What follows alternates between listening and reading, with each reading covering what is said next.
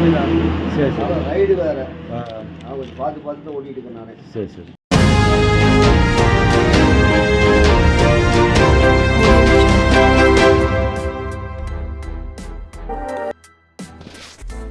Erode அம்மாப்பேட்டையில் police ride மீறி தைரியமாக போலி மதுபானம் விற்கும் சமூக விரோதிகள். அருகே உள்ள பெட்ரோல் பங்க் நிலை திக் திக் திக்.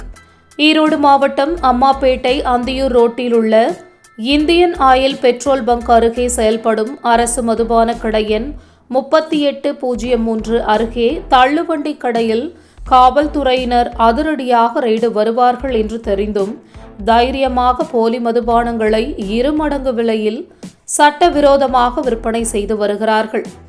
அருகே உள்ள பெட்ரோல் பங்க் முன்பு மது போதையில் மது பிரியர்கள் சர்வசாதாரணமாக புகைப்பிடிப்பதும் புகைப்பிடித்த சிகரெட் மற்றும் பீடிகளை ஆங்காங்கே தூக்கி போடுவதும் அன்றாட நிகழ்வாக உள்ளது. இதனால் இந்தியன் ஆயில் பெட்ரோல் பங்க் என்றாவது ஒரு நாள் மிகப்பெரிய தீ விபத்தை சந்திக்க நேரிடுமோ என அப்பகுதி பொதுமக்கள் தினம்தோறும் திக் திக் திக் என அச்சத்துடன் கடந்து செல்கிறார்கள். அரசு மதுபான கடை அருகே உரிமம் பெற்ற மதுபான பார் செயல்பட்டு வரும் நிலையில் அருகே உள்ள சாய்ப்பில் உள்ள தள்ளுவண்டி கடையில் சாக்கு மூட்டையில் நூற்றுக்கணக்கான மதுபானங்கள் அடுத்தடுத்து கொண்டு வந்து அப்பாவி விவசாயிகள் மற்றும் தொழிலாளிகளுக்கு 2 மடங்கு விலையில் விற்கப்பட்டு வருகிறது. ஆனால் இங்கு விற்கப்படும் மதுபானத்தின் உண்மைத்தன்மைதான் கேள்விக்குறியாக உள்ளது.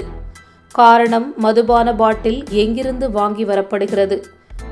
வெளிமாநில மதுபானமா அல்லது சட்டவிரோதமாக தயாரிக்கப்பட்ட போலி மதுபானமா என தெரியாமல் மது அருந்தும் மது பிரியர்கள் மது அருந்திய உடனே தன்னிலை மறந்து அந்த சுற்றுப்பகுதிகளில் ஆங்காங்கே படுத்து கிடப்பதும், குறிப்பாக பெட்ரோல் பங்க் அருகே படுத்து கிடப்பதும் அதிர்ச்சியாக உள்ளது.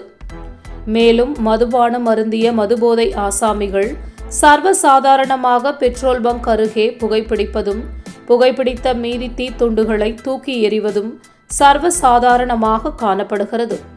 இதனால் என்றோ ஒரு நாள் மிகப்பெரிய தீ விபத்து உறுதியாக நடக்கும் என்பது அப்பகுதி பொதுமக்களின் அச்சமாக உள்ளது.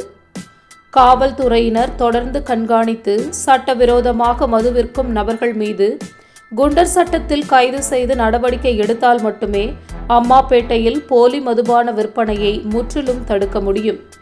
பவானி காவல்துறை கண்காணிப்பாளர் நடவடிக்கை எடுப்பாரா என சமூக ஆர்வலர்கள் ஆவலுடன் காத்துக் கொண்டிருக்கிறார்கள்.